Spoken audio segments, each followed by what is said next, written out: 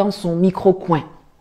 Dans le système anglophone, dès la petite école, on apprend à travailler sur des projets, on crée des clubs et des associations, on pratique le team building, on est pour la fortune commune, le Commonwealth.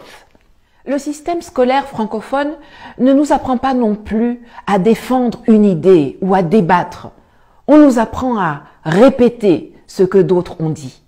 Les mieux notés sont ceux qui ont la faculté de réciter par cœur leurs leçons. L'interprétation, l'adaptation, l'élargissement des connaissances ne sont pas les bienvenus. Le système anglophone ou anglo-saxon met, lui, l'accent sur le développement personnel. La créativité ainsi que le processus sont autant, sinon plus valorisés que le résultat final. Dans le système francophone, c'est quand tu répètes fidèlement ce que le prof a dit que tu es en haut. Dans le système anglophone, quand tu fais ça, on te donne à peine la moyenne.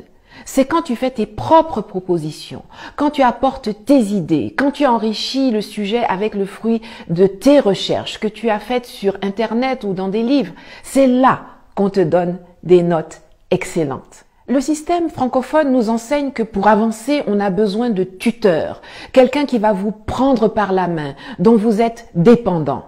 Ailleurs, on privilégie les mentors, avec qui s'établit une relation de confiance, sans hiérarchie ni contrepartie financière, afin que les deux échangent librement sur leurs idées et leurs visions. Sachant cela, on ne s'étonnera pas de voir avec quelle facilité les Africains francophones acceptent le fait d'être sous tutelle française, même jusqu'à l'ONU, où c'est la France qui a l'initiative des résolutions concernant le continent. On ne s'étonnera point de voir la France décider que c'est elle qui est la garante d'un processus de transition tordu dans un pays africain. La France décidait d'être la garante de la monnaie de 14 pays africains soi-disant indépendants depuis 1960. La France décidait ce qui est dans nos livres d'école. Le système scolaire francophone ne nous apprend bien évidemment pas à être des leaders. Jamais on ne nous entraîne à présenter un projet, à prendre la parole en public, à maîtriser l'art oratoire. Et si dans ta famille, on ne t'a pas appris à te responsabiliser, ce n'est pas à l'école que tu seras formé à cela.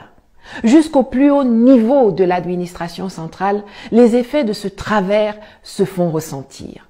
Pour que quelqu'un puisse faire son travail, il attend des instructions. C'est comme ça que nos chefs d'État restent figés en attendant les ordres ou l'accord de Paris avant d'agir ou de décréter. C'est dans ça, vous voyez, sur instruction du président de la République ou du Premier ministre, le ou la ministre XYZ a fait ceci. Pourtant, il ou elle a une fiche de poste, une feuille de route, des objectifs et un budget. Mais non, il faut attendre des instructions. Tu es DG dans une société, dans un secteur donné, mais tous les jours, c'est toi qui attends les instructions. Tous ont peur de gérer, peur de prendre leurs responsabilités, peur de rendre compte. Le système francophone produit des suiveurs, des petits soldats, des gens dociles, des obéissants, des ventriloques. Il y a une façon de nous former qui fait que quand on sort de l'école, on ne devient non pas un homme au sens grand, plein et noble du terme, mais plutôt un assisté sur le plan intellectuel, social, financier, économique et politique. Le mal est profond. Comment peut-on se développer dans ces conditions ?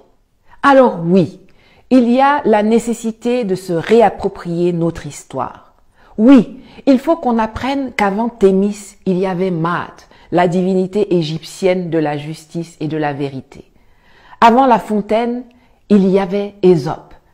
Et que De Gaulle, Leclerc ou Napoléon ne sont les héros de personne en Afrique, contrairement à Thomas Sankara, Jerry Rawlings, Patrice Emery Lumumba, Ruben Umniobe, Aline Sitoé Diatta, Anna Zinga, Winnie Mandela, Dedan Kimati, etc.